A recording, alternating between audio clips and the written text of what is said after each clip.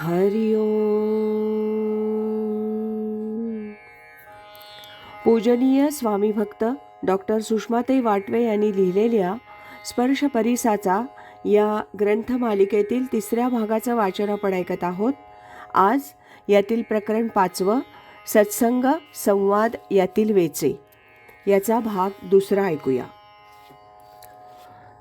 स्थितप्रज्ञ दर्शन हा काही प्रवचनाचा विषय नाही. आत्माराम अमृतानुभव हे प्रवचनाचे ग्रंथ नव्हेत. एखाद्याला तो ग्रंथ समजावून सांगायचा असेल तर मग म्हणावं, मला जे शब्दशः कळलं ते मी सांगतो, यापेक्षा जास्त काही नाही. कर्मयोग, भक्तियोग, ध्यानयोग हे प्रवचनाचे विषय आहेत. साधकानं प्रवचन करणं बंद करायचं असं नाही. त्याचबरोबर त्यात फार वेळ घालवायचा नाही. मी याबाबतची माझी भूमिका एकदा स्पष्टपणे सर्व साधकांना सांगणार आहे. साधे सोपे विषय प्रवचनासाठी निवडावे. प्रवचनाला क्रमयोग हा विषय फार उपयोगी. त्यात म्हटलंय असक्त बुद्धी सर्वत्र, आणि आपली तर जिकडे तिकडे आसक्ती आहे. मग या विषयावर बोलणं कसं शक्य आहे? इथं कोणाच्या पात्रतेचा प्रश्न नाही, पण हा प्रवचनाचा विषयच नाही. तसा 2रा अध्याय ज्ञानाचा, त्यावर किती दिवस प्रवचनं करणार? 3रा अध्याय कर्मयोगाचा आहे, त्यावर प्रवचनं करावी. कारण आपल्या पातळीवर आपल्याला कर्म करता येईल, भक्ती करता येईल, त्यावर विवरणही करता येईल. उगीच भलत्या विषयावर विवरण करण्यात काय अर्थ आहे? मग काय होतं तर बोलणे एक करणे एक, याचे नावही नविवेक. याला अर्थ नाही. त्या प्रवचनाला, श्रोत्यांना, वक्त्याला कशातच अर्थ नाही. ज्ञानेश्वरीत कर्मयोगाचे किती बारकावे दिलेत ते निदान आपल्या आटोक्यात, कल्पनेत तरी आहेत. परमेश्वराला अर्पण करून कर्म कर हे आपल्याला कळतं. मी माझं सोडून कर्म करायचं हे कळतं. तसं हातून झालं नाही तरी निदान कळतं. पण क्रमयोग हा फार उंच आहे. त्यातल्या काही गोष्टी कळणं अवघडच आहे. नैष्कर्म्य स्थिती आणि संन्यास हे त्यांनी एकच म्हटलंय. इतक्या उंचीवर क्रमयोग नेलाय. सहजम कर्म कौंतेय या क्रमयोगाच्या पहिल्या श्लोकातील 2-4 शब्द कळतात. पुढे विगत स्पृहा, कुठली स्पृहा गेली, कुणाची इच्छा आपण टाकली, निरीच्छ मनुष्य झाला तर तो हे सर्व वाचतो तरी कशाला? तो आपल्या आनंदात राहतो, स्वामी स्वरूपानंदांसारखा. हे कसं शक्य आहे कुणाला? म्हणून मी कधी आत्माराम अमृतानुभव सांगितला नाही.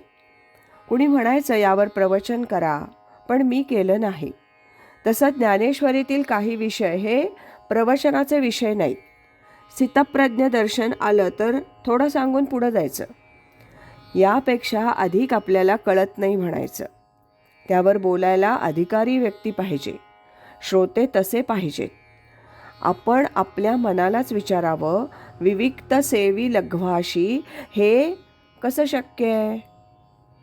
श्रोत्यांच्या आवाक्यातील विषय हवा. नुसतंच ऐकायचं याला काही अर्थ नाही. नुसती पोपटपंची काय उपयोग? प्रवचनकारांना समाजात योग्य तेवढा मान मरातब मिळत नाही, याचं कारण हेच. याच्यानंतर प्रश्न असा आहे, मग प्रवचनाला कर्माशिवाय दुसरा विषयच नाही. त्यावर स्वामी म्हणतात, ते का बरं? भक्ती आहे, ध्यान आपण करतो आहोत, सद्गुरू कृपा आहे, त्यासंबंधी बोलावं.